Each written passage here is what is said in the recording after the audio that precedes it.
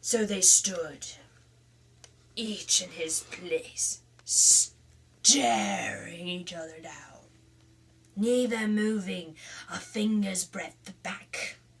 For in 1 good hour, and many blows were given and received by each in that time, until there, here and there, were sore bones and bumps, yet neither thought of crying. Enough. All seemed likely to fall off the bridge. Now and then they stopped to rest, and each thought that he had never seen in all his life before such a hand at quarterstaff. At last Robin gave the stranger a blow upon the ribs that made his jacket smoke like a damp straw thatch in the sun. So shrewd was the stroke that the stranger came within a hair's breadth of falling off the bridge. But he regained himself quickly, and by a dexterous blow gave Robin a crack on the crown that caused the blood to flow. Then Robin grew mad with anger, and smote with all his might at the other. But the stranger warded the blow, and once again thwacked Robin, and thus timed so fairly that he fell heels over head into the water, plop, as the queen pin falls in a game of bows. "And where art thou now, good lad?" shouted the stranger, roaring with laughter. "Oh, in the flood, and floating it down with the tide," Robin cried. Nor could he forbear laughing himself at his sorry plight. Then, gaining his feet, he waded to the bank, the little fish speeding hither and thither, all frightened by his splashing. "Give me thy hand," cried he, when he had reached the bank. "Copy-paste. I must needs own thou art a brave and a sturdy soul, and withal a good stout stroke with the cudgels. By this and by that, my head hummeth like to a hive of bees on a hot June today." Then he clapped his horn to his lips, and winded a blast that went echoing sweetly down the forest paths.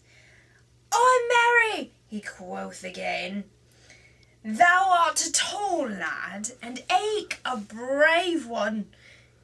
For never, I trow, is there a man betwixt here and there, and Canterbury Town, could do the like to me that thou hast done." "And thou," quoth the stranger, laughing, "thinkest thy cudgelling like a brave heart and a stout yeoman." But now the distant twigs and branches wrestled with the coming of men, and suddenly a score or two of good stout yeomen, all clad in Lincoln green, burst forth from out the covert, with merry Will Stuteley at their head. "Good master," cried Will, "how is this? Truly thou art all wet from head to foot, and that to the very skin." "Why, marry," answered jolly Robin, "yon stout fellow hath tumbled me neck and crop into the water, and hath given me a drubbing beside. Then shall he not go without a ducking, and eke a drubbing himself?" cried Will Stuteley. "Have at him, lads."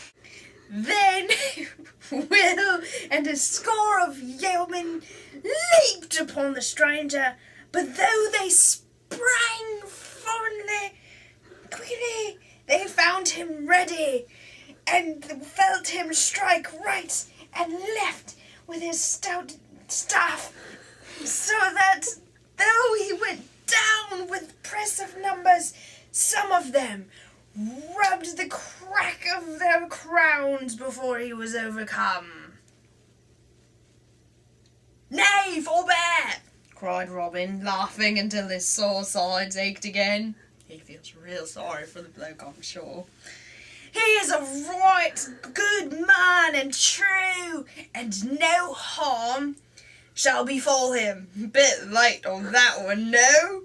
"Now harkee, good youth, wilt thou stay with me and be one of my band? You can be the trummer. 3 suits of Lincoln green shalt thou have each year, and besides 40 marks in fee, and share with us whatsoever good shall befall us. Thou shalt eat sweet venison and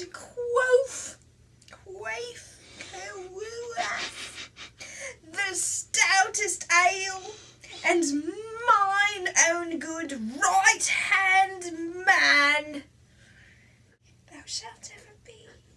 And never did I see such a cudgel player in all my life before. Speak! Wilt thou be one of my good merry men?" "That thou know I not," quoth the stranger, surly, for he was angry at being so tumbled about. "If ye handle yew bow and apple shaft no better than ye do oaken cudgel, I wot ye not fit to be called yeoman in my country. But if there be any man here that can shoot a better shaft than I, then will I bethink me of joining with you." "Now, by faith," said Robin, "thou art a right saucy varlet, sirrah. Yet I will stoop to thee as I have never stooped to man before. Good Stutely, cut thou a fair white piece of bark 4 fingers in breadth, and set it 80 yards away, distant, on yonder oak. Now, stranger, hit that fairly with the grey goose shaft, and call thyself an archer." "I'm an archer." "Ay, marry, that will I," answered he. "Give me a good stout bow and fair broad arrow, and if I hit it, not strip me, and beat me blue with bowstrings." Then he chose the stoutest bow amongst them all, and next to Robin's own, and a straight grey goose shaft, well feathered and smooth, and stepping the mark, while all the band, sitting or laying upon the greensward, watched to see him shoot. He drew the arrow to his cheek, and loosed the shaft right deftly, sending it so straight down the path that it clove to the mark in the very centre. "Ah!" cried he, "mend thou that if thou canst." Well, even the yeomen clapped their hands at so fair a shot. "That is a keen shot indeed," quoth Robin. "Mend it I cannot, but mar it I may, perhaps."